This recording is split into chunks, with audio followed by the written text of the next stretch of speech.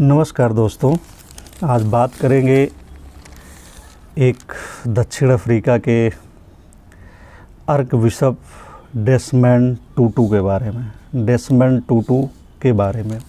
और जब इन पर बात कर रहे हैं तो राष्ट्रपिता महात्मा गांधी हमें बड़े शिद्दत से याद आ रहे हैं।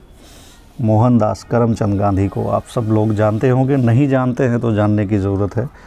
और हमारे इसी चैनल पे आपको उनकी आत्मकथा सत्य के प्रयोग पढ़ने को मिल जाएगी, उसको ज़रूर पढ़िए ताकि आप महात्मा गांधी को समझ सकें।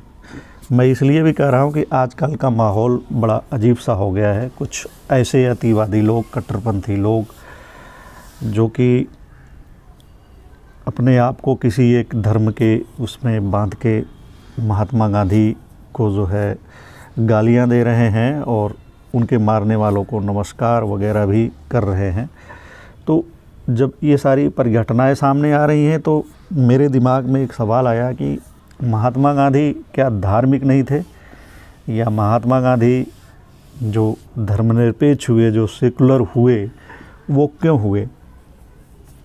इसको अगर जानना है तो आप उनके बारे में जानिए, खास करके उनकी दक्षिण अफ्रीका की यात्रा को समझिए। और उसको समझने के लिए अगर बहुत ज़्यादा अध्ययन नहीं करना है तो उनकी आत्मकथा को समझ सकते हैं, पढ़ सकते हैं, और उससे आपको काफ़ी कुछ जानने समझने को मिल जाएगा। और एपिसोड के माध्यम से मेरे इस चैनल पर उनकी वो आत्मकथा मौजूद है, उसके कई भागों में हमने उसको प्रस्तुत किया है, तो उसको आप पढ़ सकते हैं। तो दरअसल जो महात्मा गांधी थे वो बेहद ही धार्मिक थे, हिंदू थे। हिंदू धर्म एक पारंपरिक धर्म में उनका जन्म हुआ था। उनका परिवार बहुत धार्मिक था, वह खुद भी धार्मिक थे। लेकिन उनकी अपनी एक जिद थी, सत्य की खोज में वो मानते हैं कि उनकी पूरी ज़िंदगी जो है इस सत्य की खोज में लग गई। और इसी सत्य के खोज के लिए, सत्य तक पहुंचने के लिए वह अपने जीवन में प्रयोग दर प्रयोग ही करते रहे, ऐसा उनका मानना है। और ऐसा लगता भी है, जहाँ भी सत्य की बात आई वहाँ पे वो किसी भी चीज़ को नहीं मानते थे और हर विरोध पर वह उतर आते थे। और इसकी अपनी एक वजह भी थी कि वह गीता से प्रभावित थे, जो हिंदुओं की पवित्र धर्म ग्रंथ है श्रीमद् भागवत गीता, उससे काफ़ी प्रभावित थे। प्रभावित ही नहीं थे, बहुत मानते थे और बहुत धार्मिक भी थे महात्मा गांधी जो है, मोहनदास करमचंद गांधी। और उनका परिवार भी बहुत धार्मिक था। लेकिन उन्होंने दक्षिण अफ्रीका जब गए तो वहाँ पे उन्होंने अश्वेतों के माध्यम से श्वेत जो सत्ताधारी थे, जो अंग्रेज़ थे, वे अश्वेत पर काफ़ी जुल्म करते थे। अश्वेत ही नहीं, वह जो भारत सहित तमाम देशों से जो लोग जाते थे उनको भी दोयम दर्जे का नागरिक समझते थे।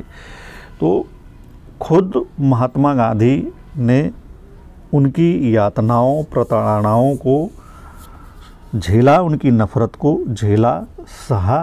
अंग्रेज़ों ने उन्हें उसके लिए काफ़ी प्रताड़ित किया, मारा भी, पीटा भी। उन्होंने मार सही, उनकी बेइज्जती सही, सब कुछ सहते हुए उन्होंने तब ये एक धारणा बनाई कि नहीं, जो मनुष्यता है वो भेदभाव में नहीं है, हर मनुष्य समान है और किसी के साथ ऐसा व्यवहार नहीं करना चाहिए। अगर कोई सत्ता में आ गया, सत्ताधारी है, तो उसे ये देखना चाहिए कि समाज के अन्य लोगों को उसकी अपनी गतिविधियों से, उसकी सुख सुविधा के लिए समाज के दूसरों लोगों को कष्ट नहीं होना चाहिए, या दुनिया के किसी भी भाग के लोगों के साथ जो है इस तरह का दुर्व्यवहार नहीं किया जाना चाहिए। धार्मिक चीज़ें अपनी जगह हैं। जब महात्मा गांधी विदेश में थे तो लंदन में, चाहे जब वकालत पढ़ रहे थे तब, या जब वो दक्षिण अफ्रीका में, तब भी वह ऐसे ईसाई मिशनरियों के साथ जुड़े रहे, जो उनको प्रभावित करते रहे कि वह मतलब ईसाई धर्म श्रेष्ठ है और ये सारी चीज़ें हैं और आप इसको मान लो। उन्होंने उन सब धर्मों का अध्ययन किया, जाना और सब कुछ किया, और उसके बावजूद उन्होंने बाकायदा कहा कि हिंदू धर्म से श्रेष्ठ कोई धर्म नहीं है। उन्होंने हिंदू धर्म को श्रेष्ठ माना और हिंदू धर्म यानी सनातन धर्म को वे आजीवन उसको मानते रहे, पालन करते रहे, और उसका जो है बाकी अन्य धर्मों की जो बुराइयां हैं उसका विरोध करते रहे। और जो सनातन धर्म या हिंदू धर्म जिसको कहते हैं, इसकी जो अपनी बुराइयां थी इसका भी वह विरोध करते रहे। चाहे हरिद्वार में लगने वाले कुंभ का रहा हो, उसमें जो तमाम तरीके की जो गतिविधियां होती हैं या उसमें जो चीज़ें होती हैं, एक बार वहाँ पे वो गए थे तो उसका जिक्र करते हुए उन्होंने उसमें तमाम तरह की जो कमियां थी उसका उन्होंने विरोध किया।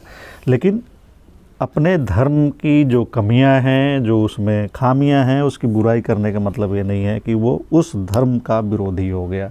अगर वो विरोधी हो जाते तो दूसरे धर्म को अपना लेते या दूसरे धर्म की बुराइयों की बात नहीं करते।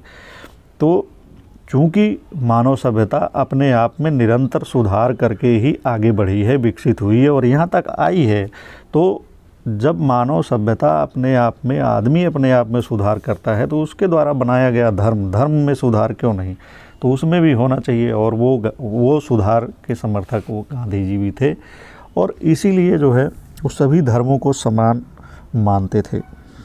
और उनकी ये चौपाई भी है, रघुपति राघव राजा राम सबको सम्मति दे भगवान।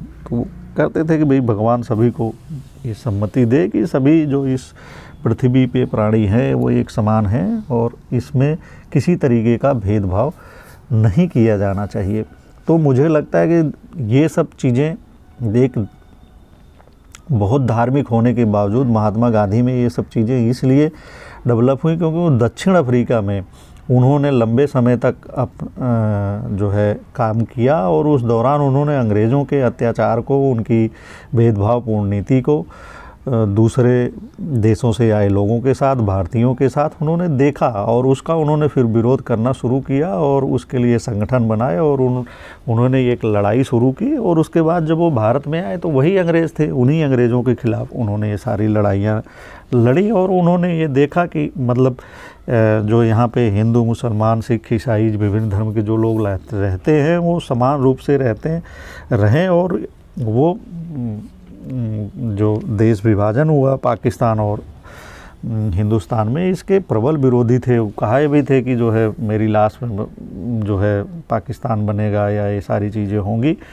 लेकिन उस समय की परिस्थितियाँ, सियासी परिस्थितियाँ और सब ऐसे अनुकूल नहीं रही कि उनकी ये चीज़ें नहीं हो पाई और उनकी इच्छा के विरुद्ध पाकिस्तान बन गया। लेकिन पाकिस्तान बनने का मतलब ये नहीं था कि वह जो है मुसलमान विरोधी थे। महात्मा गांधी ऐसा कहीं से भी नहीं था, और वो एक बेहद ही सहिष्णु व्यक्ति थे, और उनका जो व्यक्तित्व था वो काफ़ी विराट था, काफ़ी बड़ा सोचते थे। और उसका जो मुझे मूल लगता है वो यही था कि उन्होंने अंग्रेज़ों के अत्याचार को सहा, झेला और उसका विरोध किया था दक्षिण अफ्रीका में बहुत गहनता के साथ। इसीलिए अपनी उस पीड़ा को लेके वह हिंदुस्तान आए थे, और यहाँ पे उन्होंने एक अलग जगाई थी आज़ादी के आंदोलन में। उसमें बहुत सारी कमियां हो सकती हैं, खामियां हो सकती हैं, उनके कई निर्णयों का जो है गलत बताया जा सकता है या उससे असहमति जताई जा सकती है, लेकिन इसका मतलब ये नहीं कि उनके सारे कामों पे पानी फेर दिया जाए और उन्हें गालियाँ दी जाएँ। तो ये कहीं से भी उपयुक्त नहीं लगता है। तो बहरहाल महात्मा गांधी जी पे इतनी चर्चा करने के बाद हम चर्चा करते हैं आर्क बिशप डेसमंड टूटू के बारे में। डेसमंड टूटू दक्षिण अफ्रीका में रंगभेद को ख़त्म करने में आर्क बिशप डेसमंड टूटू ने अहम भूमिका निभाई थी। उन्होंने देश में रंगभेद के खिलाफ आवाज़ बुलंद की और मानवता को संदेश दिया, जो मानवता का संदेश होता है। टूटू दुनिया में रंग भेद विरोध के प्रतीक रहे। नेल्सन मंडेला के समकालीन थे। वही उस दौर में देश की मुखर आवाज़ थे जब 1948 से 1991 के बीच अल्पसंख्यक श्वेत लोगों का शासन था। गोरे शासक वहाँ की जनता के खिलाफ भेदभावपूर्ण नीति लागू करते थे।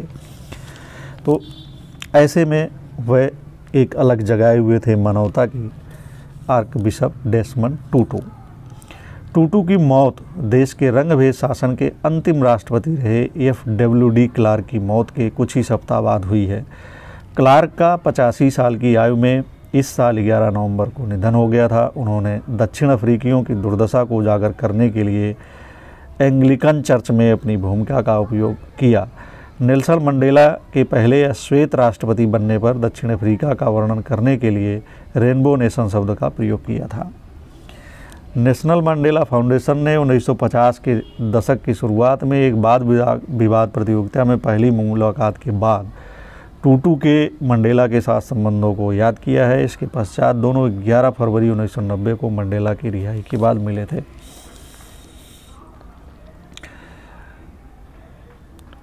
रंगभेद की व्यवस्था को ख़त्म करने के लिए आर्क बिशप डेसमंड टूटू के संघर्ष को देखते हुए उन्हें 1984 में नोबेल शांति पुरस्कार भी मिला था। 1980 के दशक के मध्य में जब दक्षिण अफ्रीका में अल्पसंख्यक श्वेत शासन कर रहे थे तो उस दौरान टूटू उनके खिलाफ छोटे शहरों में जाकर प्रचार करते थे और लोगों को समझाते थे। उनके निधन पर बहुत सारी हस्तियों ने शोक जताया है। दलाई लामा ने शोक जताया है। दलाई लामा ने रविवार को दक्षिण अफ्रीका के रंगभेद विरोधी प्रतीक आर्क बिशप एमरिटस डेसमंड टूटू के निधन पर शोक व्यक्त किया और उन्हें सच्चा मानवतावादी कहा। टूटू की बेटी एम्फो टूटू को लिखे एक पत्र में दलाई लामा ने उन्हें अपना सम्मानित बड़ा आध्यात्मिक भाई और अच्छा दोस्त बताया है। इसी तरह भारत के राष्ट्रपति रामनाथ कोविंद ने आर्क बिशप डेसमंड टूटू के निधन पर शोक जताया है और कहा कि इससे बड़ा गहरा दुख हुआ है। गांधी जी से प्रभावित होकर उन्होंने मानवता के महान आदर्शों को कायम रखा था।